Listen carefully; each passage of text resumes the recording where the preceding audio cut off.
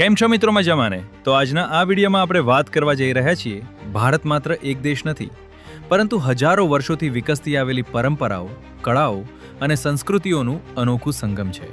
ચાલો તો જાણીએ ભારતની હસ્તકલા, લલિત કળા, સંગીત, નૃત્ય અને લોક પરંપરાઓ વિશે. ભારત પ્રાચીન સમયથી જ સાંસ્કૃતિક રીતે સમૃદ્ધ દેશ રહ્યો છે. અહીં લોકોના જીવનમાં રીતિરિવાજ, તહેવારો, વેશભૂષા, કળા અને સંસ્કૃતિનું વિશેષ સ્થાન રહ્યું છે. ભારતીય સંસ્કૃતિમાં નૈતિક મૂલ્યો, સામૂહિક જીવન, સહનશીલતા અને એકતાનો ભાવ જોવા મળે છે. ભારતની હસ્તકળાઓ તેની સાંસ્કૃતિક ઓળખ છે. માનવ જીવન અને માટીનો સંબંધ અત્યંત પ્રાચીન છે. પ્રાચીન સમયમાં લોકો માટીમાંથી ઘડા, દીવા, કુલડા, વાસણો વગેરે બનાવતા. આજ પણ ભારતમાં ગ્રામ્ય વિસ્તારોમાં માટીકામ જીવંત કળા તરીકે જોવા મળે છે. ભારત વસ્ત્રકળા માટે સમગ્ર વિશ્વમાં પ્રખ્યાત છે. હાથથી બનાવેલા વસ્ત્રો, પાટણના પટોળા, કાશ્મીરી ગાલીચા ભારતીય કારીગરીની ઉત્તમ ઉદાહરણ છે.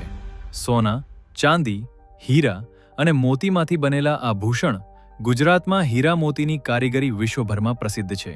લલિત કળા ઓમાન વિના ભાવ અને કલ્પનાની અભિવ્યક્તિ છે.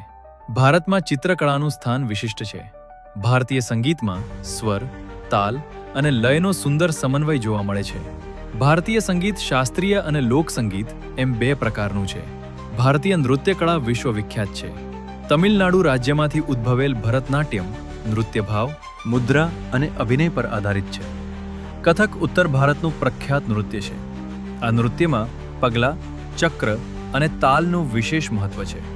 મણિપુરી નૃત્ય ભક્તિ અને સૌમ્યતાનું પ્રતીક છે, જ્યારે કુચીપુડી આંધ્રપ્રદેશની લોકપ્રિય નૃત્ય શૈલી છે. ગુજરાતની લોક નૃત્યો ગરબા એ માતાજીની આરાધનાનું નૃત્ય છે. નવરાત્રી દરમિયાન સમગ્ર ગુજરાત ગરબામય બની જાય છે. રાસ નૃત્ય શ્રી કૃષ્ણ અને ગોપીઓ સાથે જોડાયેલું છે. ગુજરાતના આદિવાસી નૃત્યો પ્રકૃતિ, ખેતી અને સામૂહિક જીવન સાથે જોડાયેલા છે. સાંસ્કૃતિક વારસો આપણને આપણી ઓળખ આપે છે, આપણા મૂલ્યો શીખવે છે અને આપણા ભૂતકાળ સાથે જોડે છે. આ વારસાને જાળવવું આપણી સૌની જવાબદારી છે. મિત્રો, ભારતનો સાંસ્કૃતિક વારસો અમારી ગૌરવભરી ઓળખ છે. કમેન્ટમાં જણાવજો તમને કઈ કલા અથવા નૃત્ય સૌથી વધુ ગમે છે. જય હિન્દ, જય સંસ્કૃતિ.